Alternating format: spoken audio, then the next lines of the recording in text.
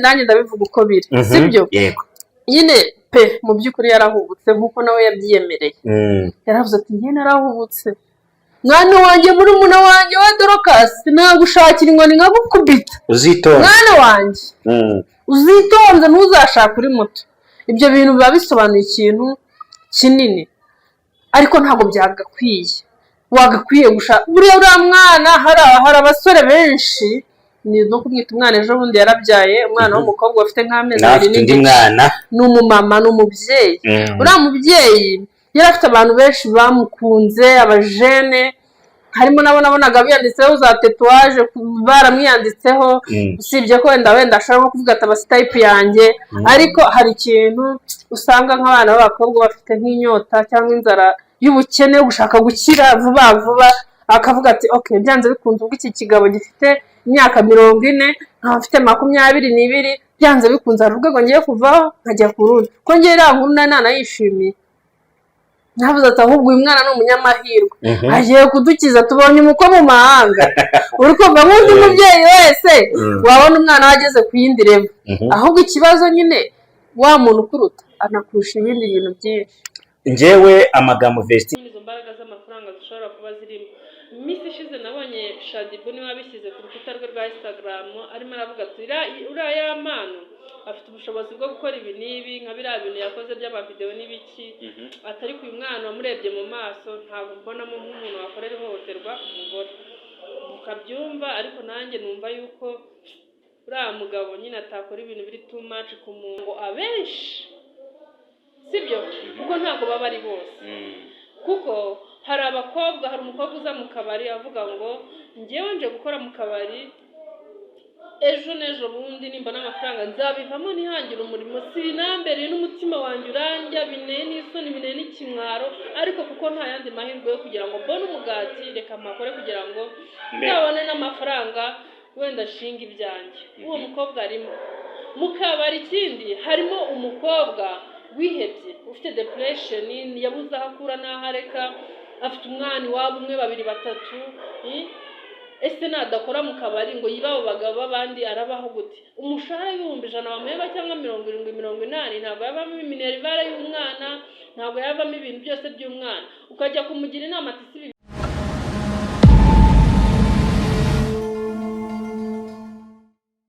amahoro y'Imana cyane hirwe mu buzima mwe mudukurikiye kuri Iris Rwanda TV ari mu majyepfo amajyaruguru burasirazuba n'uburengerazuba by'umwaka bari mu bwirwa hagati wa Kigali namwe mudukurikiye muri Amerika Australia Uburayi n'ahandi hose peace for all ndi hamwe n'umumama bamwita ubundi ngiye nimero yanditseho men empire ariko uyu mwanya agiye gutangira tubwira amazina Men Empire ndegeraho nyuma ndabasuhuje nitwa niyo mubyeyi Eugenie mami nkuko yabivuze afite bica nitwa Men Empire agira na shop yitwa Men Empire shop ndi umunye business uri umunye business ndi n'umukristo wo muri Milivano oya hose basenga Imana okay nabatirijwe muri Eglise Apostolique pour lever au Rwanda neo apostolique apostolique gusa aba hose muri ngo batirijwe niryo dini ryawe nivamu nuko nsengera mu nyine gutya bagiye gushaka amavuta bagutembema agutembemo kabisa nkoreshe mami nkoreshe Men Empire nkoreshe ibyo ushaka kuko ubundi Men Empire ni mami Eugenie niyo mubyeyi Sabine yogeze kumbaza ngo kuki wahisemo gukoresha Men y'abagabo ukagira ngo nyine ngo kuki wahise Empire y'abagabo ngo ntuyite Empire y'abagore ariko ntago iriya jambo ari Men rivuga abagabo ahubwo ni mu magambo arambuye amazina yanjye alright ibyo ndaza kubigarukaho nyuma ariko se igitekerezo cyavuye hehe igitekerezo cyo kumva ko wakora kuri murandasi first of all ni talent ni impano yanjye kuko n'ubundi yaba atari talent mba narabiretse ugereranyije n'urugendo rwo gukora ibi bintu ukuntu bituma umuntu acika intege yaba atari talent mba narabiretse nasanze ari impano rero kandi ngomba kuyikoresha hari ukuntu abarakore bivuga ngo ndi umumama abana babiri n'umugabo umwe ndi mama Shema na Isheja mfite umugabo umwe of course. Ariko hari n'abantu basigaye bagira benshi. Abagabo benshi? Without me. Ntabwo ujya ubyumva se? I'm different and like abandi bagore. Nicyo nshaka ko tugarukaho rero. Mu buzima busanzwe usigaye usanga umugabo atari uw'umugore umwe, umugore atari uw'umugabo. Ibi bintu byaje gupfira hehe? Ntabwo ari aho byapfiriye kuko ntabwo ari ibyaje nonaha. Byahozeho. Mu minsi ishize niho byatrendinze ngo Kigali busheya, ariko n'ubundi ni ibintu byahozeho kuko n'ubundi rubanda barema mu irari. Ntabwo ari ibintu byaje kuko n'ubundi bajyaga bavuga ngo kuri gusa gutyo ko turi gusa, nyamara abaturanyi babyara abana basa. Uwo mugani susi ndawuzi ngo abaturanyi babyara abana basa. Yego, bivuze ngo rero ntabwo ari ibintu byaje nonaha, ni ibintu byamye biriho na kera. Ibyo bya kera rero kangaruka inyuma gatoya kuri kera, ndaza kugaruka kuri icyo kibazo nonaha mu buryo butomoye. Kera habagaho ngo nubwo utari uwa kera cyane, ariko uwa kera uwa kera umuntu umaze kubyara abandi bantu byanze bikunze ntabwo aba ari umwana, nta mwana ubyara. Hari amateka ufiteho kera ngo batumaga umusore papa we manza kujya kumwumvira. Ubiziyo? Gukazanira. Uwo muco ndaza no kuza n'uyu munsi. Ubifata gute ibyo bya kera? Ibya kera nkeka yuko n'ubundi ni ukubivuga gutyo, ariko ntabwo turabibona. Wese wigeze ubibona? Nyine wigeze ubona umusaza ajya gukazanura? Njye ntabwo ndi wa kera ariko ndabyumva ko byabagaho. Urabyumva ko byabagaho ariko ntabwo twabibonye. Narabibonye nabisobanura, ariko kuko ntabibonye kanirinde kubyibandamo cyane. Oya, ntabwo ari kubyibandamo, ukwiye gukurana n'amateka. Kera bwaracaga umugabo yashingiwe, niba ari nyirasenge, niba ari nyina, akajya kureba amashuka ukuntu ameze. Yego. Uyu munsi wa none bashiki bacu bajya kuyacekinga, ntibahita bahambirizwa ari benshi? Ni benshi bahambirizwa. Ikindi kandi n'abasaza bacu nuko nkamwe. Ubundi nakakwibasiye nko kuricana n'ahandi hantu, ariko reka nkwibasire imbere y'abakunzi bawe. Ubundi nkawe wambwira yuko impamvu urinze kuba umuhungu ari iyi? Ese ubundi uzi itandukaniro ry'umusore n'umuhungu? Ngende cyari umusore. Ntabwo uri umusore kuko njyewe namenye ubwenge mbona ungana gutya. Ndaye abana babiri ungana gutya. Nzagushyingira. Bivuze ngo icyo gisubizo wakakimpaye kubera yuko ntabwo ukiri umusore. Iyo umuntu yarenze nyine kuba umusore, ubundi umusore ni wa wundi ufite imyaka 25, 30. None njye ndi 40. Tuza ufite 50 ahubwo. Iyo umusore nyine yabaye umusore cyane, aba yabaye umuhungu ntabakiri umusore. Ngiye kukubwira icyo kibazo warumbwiye ngo uramutse ugiye nko ku mashuka ugasanga nta kintu cyabaye, wabyifatamo. Niyo mpamvu rero mwebwe mbwira impamvu ituma uba umusore urinde uba umuhungu. Impamvu ni iyi. Ngushinja hano ndi ku bakunzi bawe, wowe uri n'imanzi uri kubyumva, ariko reka nkubwire impamvu abajene n'inkumi wenda batinda nko gushaka bakiyumva mbese bwa busugi baba barabutaye kwa kundi nyine iyo nyota yo kujya mu rugo, cya kintu washakaga kujya mu rugo wenda ufite 25, 24 uba warakibonye mbere, warangiza se waba ujya gushaka nyine ushaka iki? Niyo mpamvu rero ababyeyi barumiwe bifashe nyine barumiwe. Nta mubyeyi ugishishikajwe no kujya kumenya ngo uyu muntu yari ameze neza cyangwa ntameze neza. Icyangombwa ahubwo aravuga ati nyabuneka Imana izafashe urugo rwabo ruzakomere. Ubundi gushaka kwa mbere gushaka no kwagura umuryango. Bivuze ngo umukobwa yashatse aba yaguye iki? Umuryango. Yego. Mbere yo gufata icyemezo ababyeyi bamanzaga no kubiganira bakaba bati umuryango nta kirazira ufite.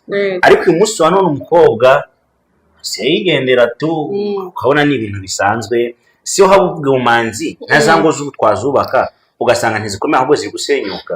Kimwe mu bundi n'ibintu bituma n'urugo rusenyuka n'umuco wo kwahukana buriya nk'ubu kinariho.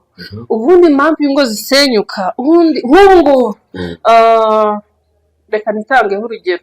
njye nashatse ntakiba iwacu naraje gushaka kashi bivuze ngo nabaga muri ghetto sibyo n'ubu ngubu ngize ikibazo ntabwo najya iwacu n'ubundi najya gushakisha nkaba muri ghetto uri kubyumva ahanini usanga abagore benshi cyangwa abandi bantu bashaka baturutse mu ngo zabo batangiye kwishingira bazi kwitunga bazi kwikorera buri kimwe cyose sibyo none iyo agiye gusenya ntabwo nyine atekereza ubundi warasinyaga ukajya iwanyu kwa nyoko ba nyogosenge bakaba batejemo baje ati umwana wacu widusebya gira gutya niko zubakwa ukabona uwo mwanya wo kongera kugukundisha urugo bakakubwira ati nyaboneka gutya na gutya ariko ubu ngubu ujya gusenya amaje kuganira n'inshuti yawe ya yindi nyine bigushyigikiyemo ati ubundi ko ukiri umukobwa mwiza ni gute upfira mu rugo kuriya ubundi ni gute ubundi kari akagabo kagusuzugura impamvu ari kukita akagabo nuko we byamunaniye gushaka uri kubyumva indi mpamvu ari kukita akagabo uri kubyumva nuko ahubwo we yigize igishegabo arimo aragushishikariza gusenya kuko ntabwo yishimiye ko wubatse arimo arakubwira ati ngwino tube tubana zagufasha nyaboneka si yindi neza ahubwo nyine nuko nyine umuco waracitse tuve munsi ya kera twinjire mu isi turimo monde digitali mbere wakundaga umuntu ukamwandikira agapapuro cyangwa ugahagarara umusozi ugatuma intumwa tuzabwira umukobwa runaka ko umukobwa wanjye yamupfiriye kandi dushaka kuzazana ikibindi cy'inzoga tukabasura gusa no telefone twaraye kuko mushobora kuba mwicaranye muri salo nk'umubyeyi ukabona yasohotse ukagira ngo ugiye kwihagarika naho kumbi uzi icyo bita gufunga inguni ndabizi ntabwo nabiyemeje wafunze inguni ubwo naba niyemeye ntabwo byabura none se reka nkubwire ntabwo wareka gufunga inguni kubera yuko kereka utari muzima sibyo wenda ushobora nko kumbwira ngo wayifunze uri hehe of course ntabwo icyo gihe habaho kurambagizwa rero urumva ntabwo umukunzi wawe kugira ngo umusezere muganire umuhobere ntabwo ibyo bintu byabura urumva wenda ntabwo byaba too much nk'umukobwa nagiraga indangagaciro kandi ntinya n'ababyeyi banjye bubaha ho naravugaga ati se nibasanga noneho n'umuhungu namusuhuje turi kugendana barabifata gute abakobwa b'ubu sasa rero iyo ugereranije abakera wowe n'abafite umuco wabo uyu munsi wa none abakobwa dufite no kuri aba papa bafite amafaranga abasore nk'aba basigaye baraburijwemo ubabona gute abakobwa benshi rero usanga benshi ntabwo baba bashaka gukora hanyuma bakaba bashaka kurya ibintu batavunikiye ugasanga umukobwa ashaka gutunga iPhone ugasanga ashaka kujya mu rugo rwuzuye kandi we nta kintu afite mu by'ukuri we aba yumva yuko arenze adatekereje wa musore bangana cyangwa basi nimba afite imyaka 25 umusore afite imyaka 30 uwo musore afite imyaka 30 ibyo bintu byose umukobwa yifuza ntabyo afite ugasanga rero abana b'abakobwa bari kwishakira badandi nyine abasaza abagabo bakuze bigatuma noneho babahungu nabo babura abagabo ibi twabihuza na story bamba bari matanga urugero n'abashuti banjye ariko tunayiganiriyeho nayoza na story umwe mu baririmbyi kazi bo mu Rwanda yari afite abantu benshi bamukunda ashobora kuba banariganye bashobora kuba banarasenganye ubita Vestine arangije abayihambiye ku mugabo w'imyaka 30 kandi imico yabo biratandukanye ibi byo wabibara gute iyo nkuru nayikozeho n'ibiganiro byinshi kuri Men Empire nta kundi nabibara kuko we yaduhaye igisubizo yaravuze ngo ninongera gushaka nzabanza niga ku muntu tugiye kubana menye inkomoko yiwe mbanze mwiga nyine atari ugupfa gushaka rero uriya nawe inderi muvugiye kumutsinda Vestine Vestine oyashanda namukunda Vestine yego ndanamukunda urumva kumuvugaho ibintu biri negative bishobora kungora cyane ariko nyine kubera yuko ari mu cyaje mu kiganiro turimo n'ubundi nanjye ndabivuga uko biri sibyo nyine pe mu by'ukuri yarahubutse nk'uko nawe yabyiyemereye yaravuze ati njye narahubutse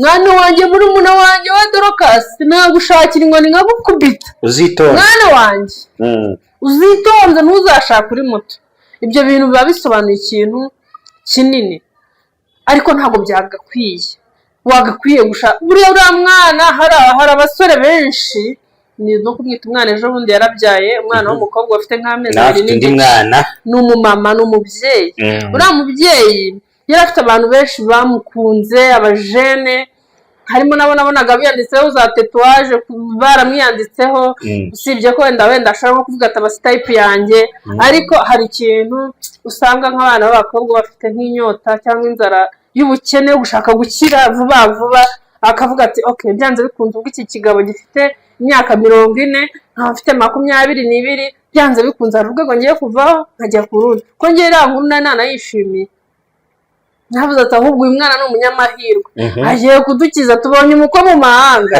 uri kumva nk'undi mubyeyi wese wabona umwana wageze ku yindi level ahubwo ikibazo nyine wa muntu ukuruta anakurusha ibindi bintu byinshi njyewe amagambo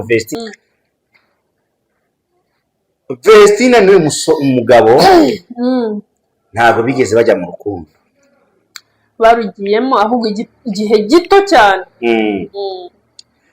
ntabwo haba harabayemo pasi kuko ntari impari sinahamya ko itabaye ariko ndebye ibyakurikiyeho of course ni pase nawe wabikeka nawe kuko ntabwo umuntu avuye ku ishuri nibwo akirangiza kwiga yahise ahura n'umuburikina faso ubwo se wambwira ngo bahuriye kugira ngo bateretane biragoye ni nayo mpamvu buriya leta y'u Rwanda ndayikunda cyane burizi gushishoza yaravuze ati abantu bataramara imyaka 5 babana divorce yabo nta shingiro bifite ibyo bintu rero nyine bikaduha isomo nawe muntu nyine ubiteganya uvuga ati nzishakira umuntu mukuru n'ibiki mukurikiye ibi n'ibi ujye umenya yuko nyine nutemera ngo wihangane imyaka 5 irangire buriya Vestine nuko yabaye umukristo akavuga ati aho kugira ngo wenda ibi bintu bikomeze bimbeho mfe nabi mbabare ngira agahinda kanaka menya aya makuru aya nayo reka mbireka ariko ari umukobwa agiye ashaka wenda nko kuvuga ngo nshaka kashi ziri muri rugo bazajya bihambira niwo muti kuko imyaka 5 bibategereje kugira ngo batagira ikintu bakuramo Vestine ni umwe mu bantu bari bafite indangagaciro za gikristo muri ADPR nyuma yo tumubona yahinduye ntabwo agifite indangagaciro za ADPR kuko amahame ya ADPR ntabwo yemera gusuka imisatsi buriya rero nuko abantu bavanga nyine bakavanga ibintu tubonesha amaso n'ibintu nyine ubundi Imana ntabwo ifite umwanya wo kwita ku misatsi yacu ku majipo twambara wenda ku ma make-up n'ibindi bintu wapi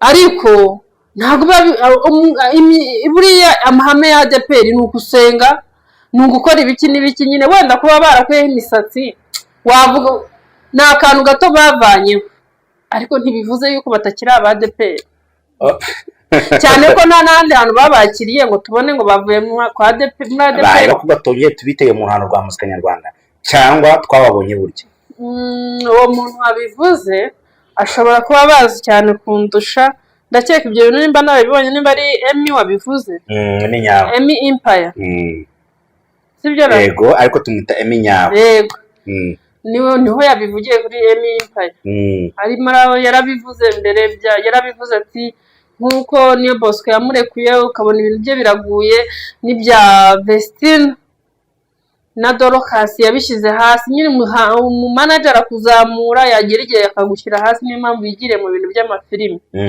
ariko ntago kuba yarabashyize hasi wenda hari ibintu nawe wijyanamo ugasanga umuntu kugukontorora birakunaniye nubwo ari manager ntago ari umutware w'urugo rwe sibyo ikindi ni umumama wari utwite yagombaga kwita ku mwana agafokasinga ku mwana wiwe kuko nirwo rubuto rurenze kurusha ibindi byose yari afite bivuze ngo ntabwo twabigira official yuko Irene yabarekuye kuko umukobwa we yari ari mu yindi mishinga kandi imifitiye inyungu rero aba bakobwa twabitega kuko nubwo batari gusohora indirimbo cyane tuzi ibyo barimo rero bagiye mu bindi ariko talent yabo iracyahari impano ziracyahari yego uyu munsi wa none nk'umubyeyi wakwegereza Vestine hakoze bayida usa na mama we niba umuzi kuko yari afite restaurant ni inshuti yanjye oya mbere yuko aba inshuti yanjye yari inshuti n'umugabo wanjye mama wabo Alright, uzi ko yari afite restaurant mu Kinigi cyane kwa Mama Nuru. Mama Nuru yego na Mama Aline ari namuzi Ndabazi bose. usa n'abana biwarine mugiye gusajya amavuka Sha ndamutse sa n'abarabana nabandi mwiza pe. Nura Mama ni mwiza of course. ko n'undi uri mwiza Aranitonda azi gukorera amafaranga. Yeah. uzamwe ko nta murumuna wawe wasigaye mu rugo Arahari ariko ntago namushingira umuhungu. nimero hafi aho Zamushingira ngura muhungu uri kuri kamera ndabona ari Bogart. Okay. Twagiye uti turajya ku nama nibutsa abantu ko twicaye kuri Homeland Ni Home Bar and Restaurant Company Limited. Home Bar and Restaurant Company Limited. Yeah. Iherereye aho bita Centre Umwari. Ugeze Centre Umwari ukareba ibumoso bwawe iburyo bwawe werekeza ku mpaka uhuza u Rwanda na Uganda. Ubwo nuko ngo utaye umuhanda werekeza mu Kinigi ni gato yani muri metero 300 cyangwa 200 kugenda n'amaguru n'akamoto na amasegonda 30 n'imodoka na amasegonda 30 ubundi zebra crossing iraho ngaho ugahita ubona icyapa cy'umutuku cyanditseho Home Bar. Turi kumwe na Centre Pastoral Notre Dame do Fatima ifite amasare atatu yo kuberamo ubukwe n'amanama, ifite amajardin garden abiri yo kuberamo amakwe, ifite ibyumba bigiye bitandukanye byo gukoreramo amanama, afite bale nziza duherutse gutaha yitwa Snake Bale, bakagira restaurant nziza, bakagira ibyuma byiza. Ababagana bose iherereye mu gihugu hagati wa Musanze imbere ya stade ubworoherane y'akarere ka Musanze. Turi kumwe na Teacher Shop yambika abakobwa muri Goiko floor ya 5. Nimuzabona abantu bambaye neza abakobwa muri Musanze muzamenye ko ari babanditse nta kindi n'uwo muzagire muri Gatamo. Nayo nkubwiye nti nyuma yo kwamamaza akarango kamaze gucyamo mu Ruganda turavuga ngo akarango tumanya abaganda muturira muturi n'abagana mu Bunyarwanda tubaramusa muri Nyarakato na Munazaresi mbagaranyo mbagarira dara twateye kubere umuhungu kuri we shanu kuri petrol station mbwe n'Igiswahili watu muko Kongo tunawasalimia Wanyamulenge, tunajua lete ya DRC na waua, lakini tunajua Mungu anafanya vyote, mtakuwa wazuri, muko na M23 itawasalimia, life yako itakuwa vizuri. Twagiye asante sana. Uramutse ubaye umujyana ma Vestine mukicarana munakagwa kubana nawe ameza 3 amarenewe inama 3 cyangwa 5 wamujya ubujyana ubundi amahirwe aza rimwe mu buzima. Ndamutse mbonye uriya mwana baramugwaye Vestine, ntabwo ari uko wenda ari uko ari umusitari sibyo, ariko uriya mwana na mugenzi we bari abana bafite igikundiro. First of all icyo bareba ubona ko ari abana b'abantu bafite umutima bakundana. Buriya nababonye baje muri stade ejo bundi hariya nibwo mperuka kubonana nabo stade ya Musanze, ukuntu baba bafite urukundo abafana, nyine nta bintu byo kwigira abantu badanje, nyine mbona bafitemo urukundo muri bo. Rero ngize nk'amahirwe yo kumubona namubwira ngo iyi nama ngiye kuyimugira, ariko nyigire n'abandi bantu bubatse cyangwa n'abakobwa muri rusange. Namubwira ngo kubaka Vestine mama, namubwira ngo kubaka si uburambe, si n'ubushobozi, si n'ubundi butwara umuntu aba afite, si n'andi mafaranga umuntu aba afite, ahubwo nuko aba yaratsindiye ikintu bita kwihangana. Yego. Hari umugabo umwe wabajije papa wiwe ati papa urugo rwananiye, umugore wa mbere yantaye kubera yuko namwirukanye kubera yuko ari umusinzi, umugore wa kabiri namutaye kubera ko adatekera igihe, umugore wa gatatu namutaye kubera yuko atazi kumesera. Papa arangije aramubwira ati yo ihangane mwana wanjye, atariko rero ngewe buriya tubona mama wawe se impamvu ukitubona tubana ari uko nyine ibyo bintu byose abikora. Ati buri izo ngeso zose ziri muri mama wawe, mama wawe nta ntekera, mama wawe ntakora ibi, ubona yuko akenshi nza nkanikorera ibi n'ibi nkanateka byose. Rero namubwira ngo urugo gahunda yarwo ni ukwihangana, ntabwo ari ukuvuga ngo ni uko ushoboye kuba mu rugo nyine ngo uba ufite izindi mbaraga zo kurubamo, nta bundi bwenge buba mu rugo, ahubwo formule ni ukwihangana. Ikindi ugakunda umutware wawe kuko ni Imana. Uba warashatse ushaka gushaka, ntabwo uba warashatse ugiye kuryoshya, uba warashatse nyine ngo ube umugore mu rugo. Ariko ikindi kintu kiriho ntabwo mupfobeje, nta nubwo mugaye nimba yarafashe icyo cyemezo, kuko na n'ubu ntabwo turabona amakuru ari official. Benshi batubwira ngo ari muri Canada ngo ari Yego. hehe ngo ariko ntabwo tubizi neza nimba akiri kumwe n'umugabo we. Amakuru ahari nuko ari muri Canada. Yego, amakuru ahari nuko ari muri Canada. Icyo namubwira cyo nimba koko yarasanze umugabo kumwihanganira bitakunda, kuko nanjye sindagira yuko umugabo ari ingenzi mu buzima, ngewe noneho njye nanavuga ngo mubuze napfa. Nubwo abagore benshi tutabivugaho rumwe, ariko ngenda bihamya neza ko umugabo ari ingenzi mu buzima, kubera yuko iyo wataye umugabo wawe umwe ujya gusambana n'abahandi benshi. Bivuze ngo rero byaba byiza ugumanye umwe wawe, ikibaye cyose ukamenya ngo n'umwe wawe utagiye gusiga umugani hanze. Ariko nimba biriya bintu yanditse muri ruriya rupapuro ari byo, umugabo ashobora kuba amukubita, ashobora kuba yasanze mu Burkina Faso benshi ni abasilamu, badahuje ni abasilamu akenshi bashaka abagore benshi, kandi umugabo ataramubwiye ati ngewe mfite abagore aba n'aba. Umwana azi neza ko agiye kubana n'umugabo umwe mu rugo, yarangiza agasanga afite abagore benshi, ibyo bintu bikamunanira kubyihanganira. Ashobora kuba yarashatse umugabo azi ngo azajya amunywesha za yawurute, umugabo agatangira nko kumubwira ati fata ku mabyere, umwana ntabyo azi, yarakuriye muri ADPR. Ibyo bintu rero nimba abana atabyihanganira byamutera depression iruta noneho kuba yakivira mu nzira. It's better yuko nyine. Aha, uti indi nama wagira Vestine ni ya kabiri ni ya gatatu. Oya, indi nama namugira n'undi ari we wese nuko umuntu ashaka kugira ngo atange urugero kubo yabyaye n'abamukomokaho. Urumva iyo usenya rimwe ugasenya kabiri, nyine iyo usenya rimwe akenshi n'ubundi ni ibindi bibazo mu bindi. Niyo mpamvu nyine nakubwira ngo kora divorce kugira ngo upfiremo, ariko n'ubundi usanga divorce wakoze ije ikurikiwe n'ibindi bintu byinshi. Muri sosiyete baravuga ati uriya mugore ntashoboye kubana n'abagabo, abana bawe uzashaka undi mugabo noneho barerwe n'umugabo utari se. Uri kumva nyine byakabaye byiza ugumye mu rugo kugira ngo abana bawe uzabahe indero n'uburere, kuko usanga umwana warezwe na papa na mama afite ubundi burere bw'agaciro buruta umwana warezwe na mama gusa cyangwa na papa gusa. Byakabaye byiza umubyeyi mwiza agumanye n'umubyeyi w'umupapa kugira ngo abana babo bazagira indangagaciro ziboneye. Hari igihe byanga pe, urebe gatanya ziri mu Rwanda ukuntu zingana, papa dusigaye dufite ukuntu bari kutubyana ibyana, maze nawe bigaruke ushyire mu gaciro. Niko bimeze, ariko nyine ntabwo byakabaye, ntabwo twakabyifurije abanyarwanda n'abanyarwandakazi gutandukana, kuko nimba mushakanye mugiye kubaka umuryango. Yego, dukomeze tubisokoze uko byogoshe, niko twakabifasha. Ariko byibura abagore bakagiye bajya no mu rubohero bakaganira, abandi bakajya kwa ba muberarugo. Hari amagurupe menshi n'andi menshi ahantu abamama bafatira umuco nyarwanda. Abagabo nabo nimube babandi ngo mwogeze nk'abogeze umupira.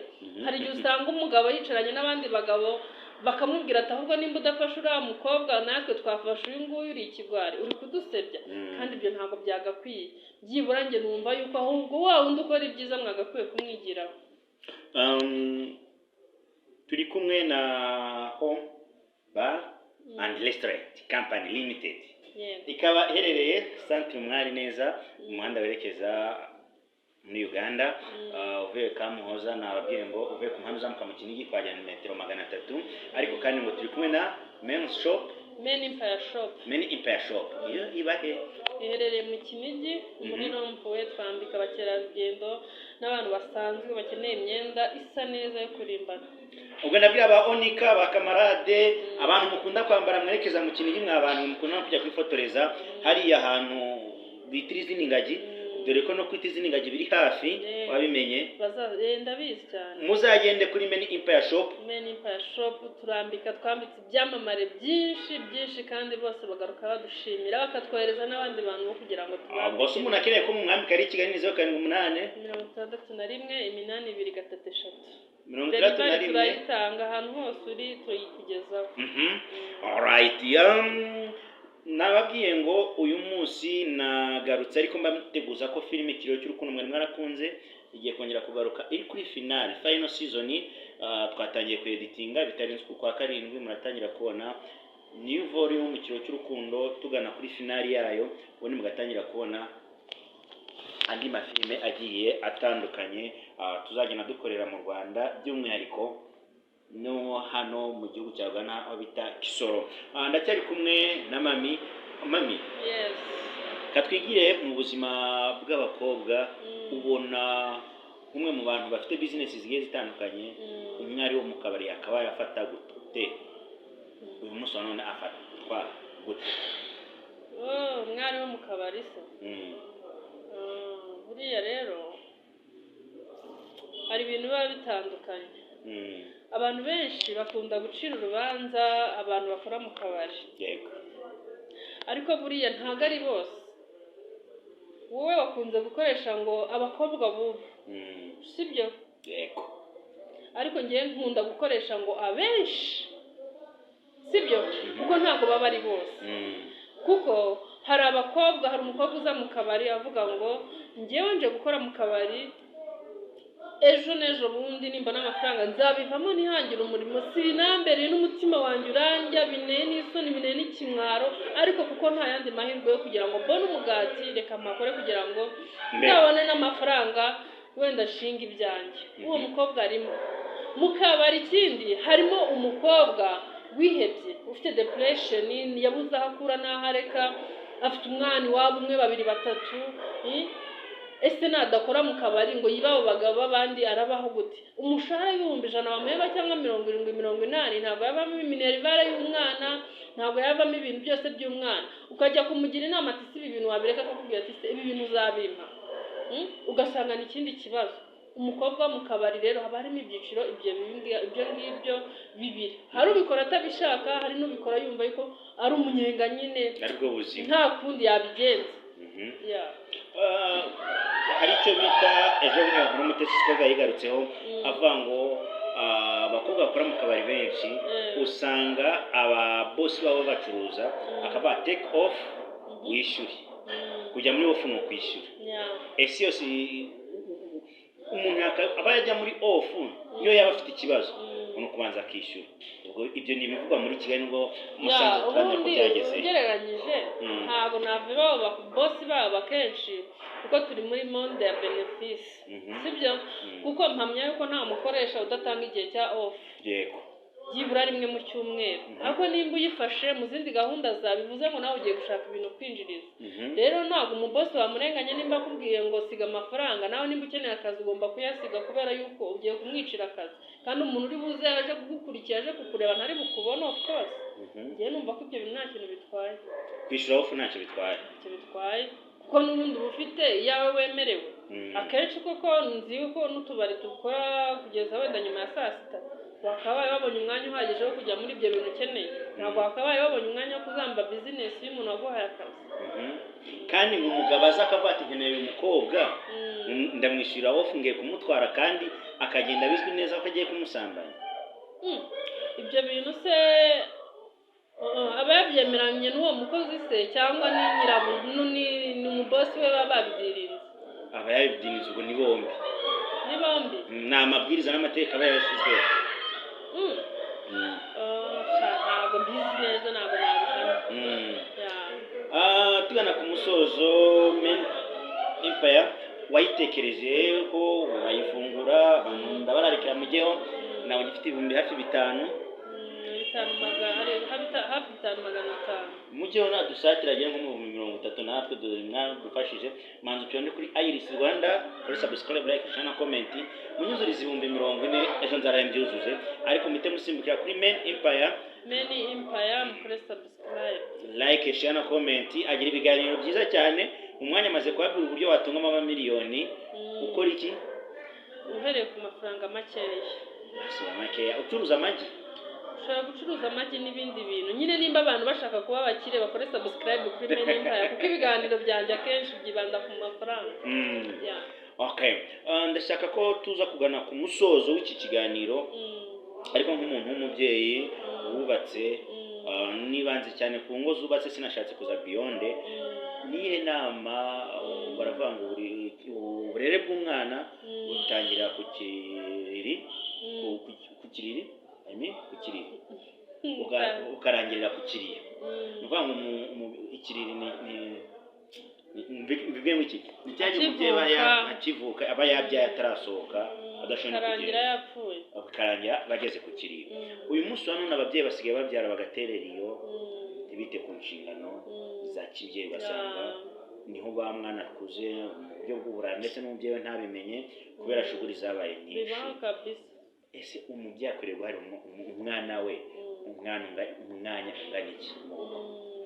Wenda ntabwo navuga ngo wenda wamuha umwanya uhagije cyane urenze ukenewe, kubera yuko uba ukeneye no kujya kumushakira amafaranga y'ishuri, wenda nimba ukodesha ukeneye kujya gushaka ay'ubukode n'ibindi bintu bitandukanye. First of all ugomba kubanza ukamenya ngo umwana yaramutse ate, ese yariye, yagiye ku ishuri, nimugoroba yaryamye gute, ese aryamye yambonye. Ibyo bintu ndumva ko byaba bihagije kugira ngo uvange wenda uburere na business. Ariko iyo uvuze ngo ugiye kurera gusa usanga nyine business zagiye hasi. Wavuga nanone ngo ugiye muri business cyane ugasanga umwana nyine ariko harenganira. Nk'umubyeyi rero agakwiye kubimixinga kandi ukabikora neza kugira ngo atagira icyangirika. Ariko abantu bagafatira urugero kuri His Excellence nyakubahwa Perezida Paul Kagame, ubona ko umwuzukuru we cyane ejo bundi naramubonye bari batumiye aba grandpapa, babatumiye rwose ubona yaherekeje umwuzukuru wiwe, n'ibintu bishimishije cyane. Agira akazi kenshi cyane. Kuba urega ufite business nyinshi cyangwa ufite ibintu byinshi ukora ntabwo bikuraho izindi nshingano. Hari nk'igihe ubwira umuntu ngo se ngo kuki ungana gutyo ngo udakora siporo, cyane nk'abantu babyibushye like me n'abandi bantu batandukanye, akakubwira ngo wapi ngo nabuze umwanya. Koko wabuze umwanya wo kujya muri siporo, uri muri business. None se iyo business kuzayita itanarangiye cyangwa nta n'ikintu ukuyemo ukajya guta umwanya mu bitaro uri kwivuza, wakaba washaka umwanya wo gukora siporo kugira ngo ibintu byose ubiringanize. Nyakubahwa Perezida Paul Kagame ni umwe mu bafata umwanya kwita ku muryango we, ariko uyu munsi wa none twavuga ko nawe utangiye kumwitaho. Ejo twabonye umuhungu we amuproteje, murabona arayikoze. Nanjye narayikoze imaze kugera ku 6,000. Nayibonye. Uriya muhungu rero nibura nta nubwo yaramuproteje, ahubwo uriya muhungu mu businessman. Wenda nk'abantu dukora ama content dushobora kuvuga ngo yaramuproteje cyane yuko ari CTU n'ubundi bisanzwe ari akazi kiwe yako yize igisirikare n'ibindi bintu byo kwirinda no kurinda umubyeyi wiwe, ariko hari mu nama ya business. Yari mu nama ya business nk'umushoramari nk'abandi, yaje kubikurikirana ahantu abaperezida bari nawe kugira ngo agire ikintu akuramo. Ubundi bwenge. Ikiganiro cyacu tugana ku musozo ari nabyo ndi busorezeho, nibutsa abantu ko turi Centre Pastoral Notre Dame de Fatima, niho dukunda kuba twicaye kenshi, ariko uyu munsi wa none ndi kuri Home Ballet Restaurant Company Limited. Muzanagaruke nta kibazo. N'ahantu hari akaetaje, bafite amacumbi, bafite bale, bafite restaurant, bafite biare, buri kimwe cyose kiri perfect. Nabagana ngo Centre Pastoral Notre Dame de Fatima bafite amachambre, bafite restaurant nziza, bafite snack bar, bafite aho gukorera ubukwe, bafite amasara 3 wakoramo ubukwe, bafite kwakira ubukwe 3 ku munsi umwe. Mu masare, aho ni masare bakagira ubushobozi bwo kwakira amasare ubukwe 2 mu majardin yabo garden. Urumva na ahantu hanini cyane. Ese naza sauna bagira? Oya, sauna ujya ruguru kuri, nashaka kuvuga amazina yaho, ariko kuri Centre Pastoral Notre Dame de Fatima ntayo bafite. Na piscine bafite? Nayo ntayo. Ibyo mvuze ni ibyo. Piscine biri yo ruguru ku izindi nyito zabo. Ndagira ngo ngana ku musanzu twinjiriye nk'umuntu uba wireye ku mihanda, naye nk'umuntu uba kuri YouTube, ntabwo wabura kuri two hirya no hino. Ya mpano ko umugore yamubabariye kuko narataha nawe akamera nka Skype. Ngewe nubwo yamubabarira ntabwo nahamya neza yuko bagomba kubana, kuko na n'ubu nibazaga impamvu igihe namye numvira mu matwi yanjye yuko batabanye neza, nkarinda mbona ibikomere ku mugore wiwe. Simbihamye nimba ari Imana wabikoze nimba ari n'abandi babikoze, nkumva Imana avuga ngo indesha tuzavuyemo. Bari abantu ntabwo bakabaye bihambira naho ku buryo barinda bajya gufungishanya, ahubwo mu gihe babona none se nimba mutarasezeranye byemewe n'amategeko, nta bana mufitanye, aho ngaho rwose nta nicyo gomba mufite, mushaka mwatandukana mbere kugira ngo mwicane. Turacyari ku dukuru two ku muhanda ngo tuba twere ducocorana, sinjya gukomantingaho. Sikaite ejo muri yararekuwe, ariko ngo jihad umuntu wese ngafite umugore w'umukire wo gutanga amafaranga ngo umuntu wese wamubwiza urari mu kumufungisha nawe afungwe. Jihad imyaka 3 bamukatiye, hari icyo bizamwunganira. Ese nibyo koko ayo mafaranga yawe yaratanzwe mu mboni yawe? Ah, nshingiye yuko ya mpano afunzwe ahubwo yes ngeze udushingiye ko Mr. Yampano afunzwe yego nshingiye ko misa ya mpano afunzwe nyine n'abandi bantu batandukanye wenda mba mbibona no kuri hari abagufada n'ukuntu baba babiremereje cyane nkeka ko nyine izo mbaraga z'amafaranga zishobora kuba zirimo. Iminsi ishize nabonye Shadibu niwe wabishyize ku rukuta rwe rwa Instagram arimo aravuga ati uriya Yampano afite ubushobozi bwo gukora ibi n'ibi nka biriya bintu yakoze by'amavidewo n'ibiki atari ku uyu mwana wamurebye mu maso ntabwo mbonamo nk'umuntu wakorera ihohoterwa umugore ukabyumva, ariko nanjye numva yuko uriya mugabo nyine atakora ibintu biri too much ku muntu byamwangiza. wabonye ko Irene yashatse yidekaraye yari amaze kujya mu cyiciro cy'abahungu yari umuhungu ndi kumva bisobanukiwe kuba umusore n'umuhungu, yari umuhungu kandi nta nicyo byari bimutwaye. Nabonaga ubute bwe na Aisha ukuntu bakinaga ubu byarabinejeje, nabonaga ari content nziza cyane, ariko ndamushimira yuko yafashe icyemezo gikomeye cyane cy'abagabo agahitamo Ariane simbizi ni okay, agahitamo nyine umugore umubereye kugira ngo yubake urugo abe umupapa, cyane ko ngo yarasanzwe afite n'umwana mukuru. Ubu ngubu bagiye kuba papa rero utaha mu rugo rurimo na mama. uwitwa Sabena Chita ntibagicana ngo uwaka. Sabena Chita we nahoze ndeba ukuntu bamwibasiye ngo ntabwo yashobora ngo kwigondera ngo ikode ry'amafaranga 300,000 inde Chita ngo ntabwo yashobora kubyigondera. Ariko rwose nyaboneka mujye mwubaha uko n'umusaza atinya nyina buriya uriya wavuga ngo ibigwi bya Chita rwose. Rero nyine nibyo bindi kukubwira, hari abantu bafata industry nk'aho bayizamuye bakabivanga n'ibibazo byabo bwite.